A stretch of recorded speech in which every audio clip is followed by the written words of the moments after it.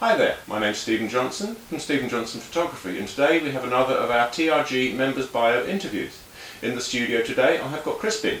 I will leave it to him to tell you a little bit more about himself. So Crispin, for the record, can you please tell me your name, what it is that you do? Okay, I'm Crispin Jones and my company is Cave Spider Productions. Well, it's always difficult to know whether you say I create, design, build. Terminology is irrelevant. I make websites, bespoke websites. Yes, very true. How long have you been in business, Crispin? 86 I originally started my business, so it was about 33 years, 34 years. But it wasn't always websites. I started doing websites in '94. Because you were a photographer. I was, that's a long time ago. We've got a nice bit of relationship between the two. We can talk the same technology. Another lifetime. Yes. No, of course, I still do photography as a hobby now, and it is purely a hobby. And very good, I might say. Oh, thank you. How much of my stuff have you seen? I've seen some. Oh, okay. But it is purely for my own sake. But the work I used to do was totally unlike yours, is because I was a studio photographer primarily, doing one time food, booze and fags, and that's great fun. But in a big studio, and it was great. What you obviously had a big change of career when you went into websites. What got you into websites? Well, there's quite a few steps in between. I got into the conference business, doing presentations and stuff for conferences, big screen audio-visual presentations. I don't know if anybody remembers the days of the carousel projector. Oh, good Lord, yes. all the slides in a circle go Yep. The biggest presentation I did was a computer-controlled 120 projector rig for Lloyd's Bank. Good Lord. And we got it so fast that we managed to have a horse galloping around the border of the display. Wow. On a four overlapping screens on a massive great conference centre. Sure. Absolutely great. Well, that must be a very early version of the new 3D camera setup where you have like 30 or 40 cameras set in a circle and it matrix style, if you've seen that. But we used there used to be 35mm screens, or the formats, but they used to have them overlapping each other by around 50%. And then using masks to effectively fade one into the other. The minimum is 30%, but 50% gives you more to play with. Actually, it was 48%. Okay. I'll bow to your superior knowledge on that. Crispin, I think I know the answer to this anyway, but what do you feel is your USP, your unique selling point? Well, it wasn't planned as a USP. It's evolved into a USP. I make bespoke websites. When I first started doing websites, all websites were bespoke. That was the only way to do it. It had to be coded and built, and it was very basic, though you could produce very good stuff. And gradually we've come into a world of themes and templates and things that are ready-made, that have their purpose and definitely have a way of producing websites, but they are not bespoke. So that's things like WordPress using templates. Well, but there are a lot of platforms. WordPress is just one of many, and they all have their theme options. And I don't do that. I create the theme from scratch and I build the whole thing up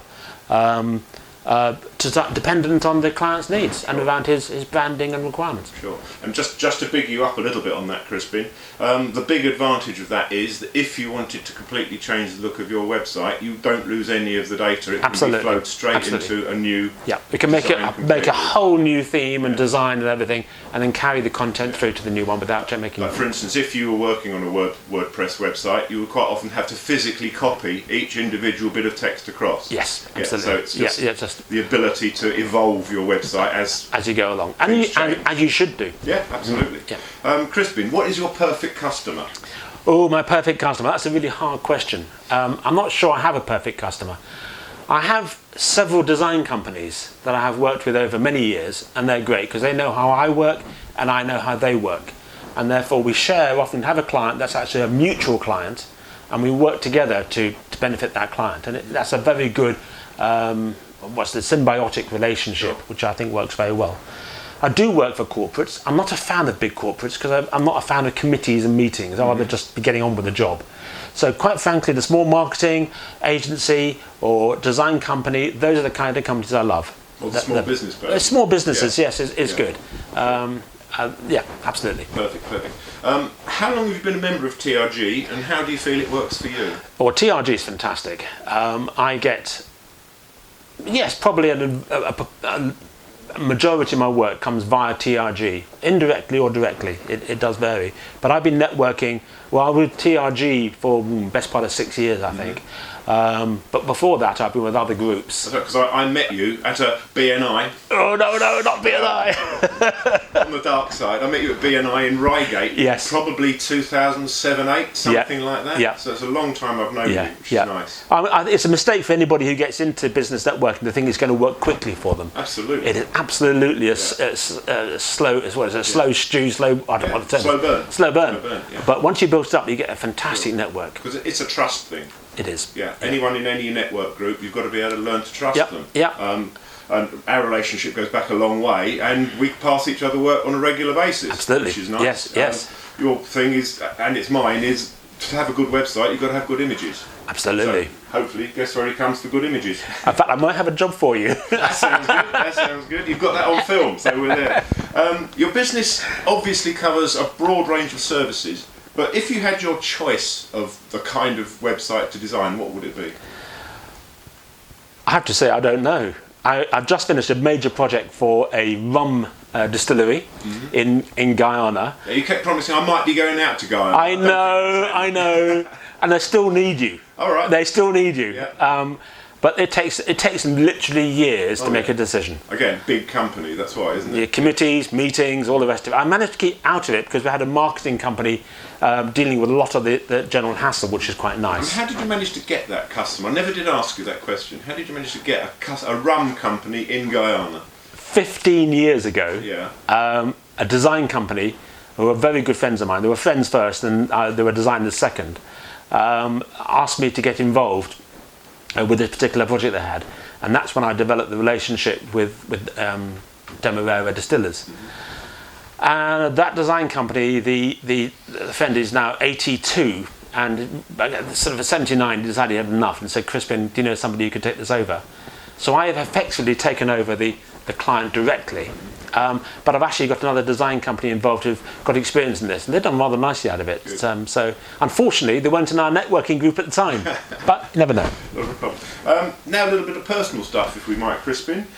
What is your personal family status? Married, still happy, kids? Oh, very happy, yeah. Third time lucky. I've got the most wonderful wife. Yeah, I've met her, she certainly is. Yeah. We both have kids from previous relationships, and they all get on really well. In fact, we've got a barbecue, which should be a bit of a riot this weekend, so that'd be good. No, absolutely fabulous. So very happily settled. And you've got the lovely Spider.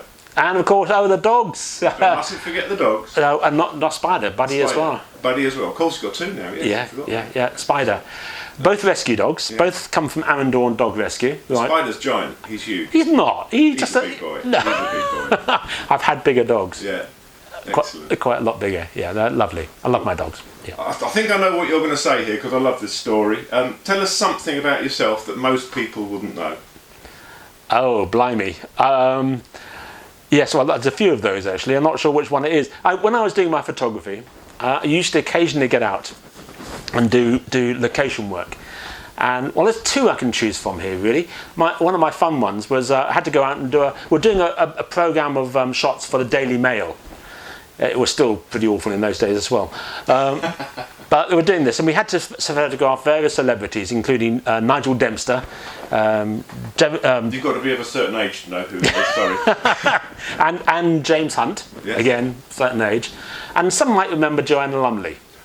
Of Ab Fab fame. Yeah, of Ab Fab fame. And I was actually assisting on this particular job, and I was there asking, my boss was asking me to take a few snaps of the whole... Snaps? It was a Pentax 6.7. Yeah. Remember those cameras? No.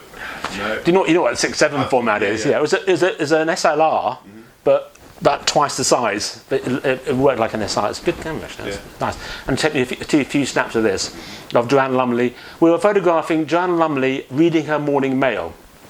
So I had the opportunity of seeing Joanna Lumley very briefly dressed. Joanna Lumley in bed. In bed. Yes. So that was great fun. Cool. Yeah. Cool. What kind of things do you like to do in your spare time, Crispin? Right, well, crikey. Caving, bit of mountaineering. Because that's where the name for the company comes from. It does, yes. That's a story in Cave itself. Spider, yeah. Cave Spider. Well, the potholing, so the ski mountaineering, I love when I can afford it and get the time to get away. absolutely fantastic. Up in the mountains, all that peace I and love my quiet. skiing, but I like to go up in a lift, not to climb. Well, we got the first bit in the lift, and then the rest is climbing. But it's a down bit, the other side. Yeah. Absolutely fabulous through fresh snow. Yeah. It's the only way to get that real powder is to have to absolutely. climb for it and have to work for it. Scuba diving. I'm an advanced scuba diver. Oh wow, that I didn't know. There you go. Yes, but I've never been tempted to the dark side, quite literally the dark side of cave diving. No, Not been I tempted. don't even think of myself as claustrophobic, but that is something that you would never get me to do. No. No, thank you very much. And of course, on a more regular basis, walking and cycling. The things I do. I know you're really into your cycling. Yeah. Well, You that's do quite a lot of mileage. You do quite a lot of mileage. I love asking this question. Why should someone out there who wants a website hire you as opposed to someone else? they are going to get the right result. They're going to get a result that works for them. It gets them the results they want, and will look exactly as they want it to look, rather than me having to adapt some other template or theme and bend the rules to try and get it working for them. I actually make something that's built around them from the ground up. One of my favourite stories of yours, I'm going to help you out here a little bit because I think it's a good promotion for you, is the story recently you had of someone came back to you after original quote, and they went away, paid a stupid amount of money for something they didn't like, and they then come back to you. So can you tell us that one? Absolutely. This is a large charity. I'm not going to get into names. As a large charity who you'd normally consider a charity not to have a lot of money to play with, and they're always trying to cut corners. Anyway, this lot, I've been managing a website for them for some time, but we all agreed the website involved wasn't one of mine, but it was a website I inherited, but it was pretty awful. And they eventually decided they needed to do something about it. So I quoted, they asked me to quote. They wanted to rebrand and a new website and a few other bits, and I gave them a quote, a very reasonable quote. Under £10,000 for this particular project. And this is a big corporate website. This is a big corporate website, a lot involved, and a rebrand involved as well. So it's quite a lot of work, no doubt about it. Anyway, I didn't hear anything for months. So I rang them up to chase up on the quote. I was still managing their old site at this point. And they said, oh, Crispin, yes. Do you fancy managing our new website? I thought, okay. What about this new? What's this about new websites? Well, we're going to launch it in a couple of weeks' time, but we need someone to look after it. Anyway, I phoned the man who owns the organisation, or runs it, as the CEO of the charity. So I said, "What's this about this new website? What happened here?" He said, "Oh, well, we needed a big agency that could give us the support we needed."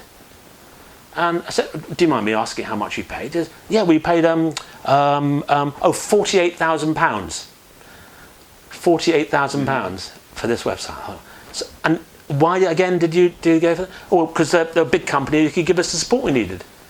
But you've just come to me to give you support for the website that this big company did because you wanted their support. Mm-hmm. As it turned out, the website needed quite a lot of work to get it working properly and behaving correctly, which is what the work I did afterwards. Yeah.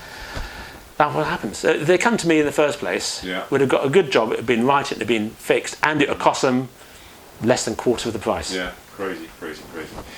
What is the best advice you can give to any person who is looking to have a website made, either take over one and rehash it or to start from scratch? As a general rule, it ends up being easier to start from scratch. I know it sounds daft, but trying to fix something that's not right.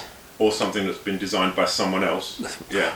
But trying to reverse engineer somebody else's work is always hard work.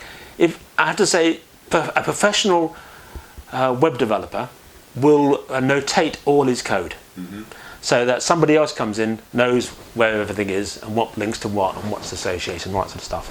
Unfortunately, I don't see much of that nowadays. I make a point of noting all my code, so you can find the relevant bits reasonably easily and know what's associated with what, because I want my clients to own their website. It's their website. If they want to go to somebody else at some future date, fine, you go. I don't want them to feel trapped and somehow bonded to me because their website can only be done by me. I don't do blackmail or that kind of thing. I totally agree with that. So I make sure that they control their domain, they control their hosting, they've got complete access to everything, so that they're in the position to make the move if they want to at some future date. Perfect. Absolutely important to me. You don't have to go into detail about this because there will be a little slide coming up after this, but with all your contact details, phone number, websites, all that kind of thing. But what is your preferred method of first contact? Give me a call. Simple phone call. Yep. Chat about it. Yep. Perfect. Thank you, Crispin. That is you. Excellent. Good. Oh, well, thank you, Stephen. It's nice to have finally done this. I know we've been a bit late in this one, but we got there in the end.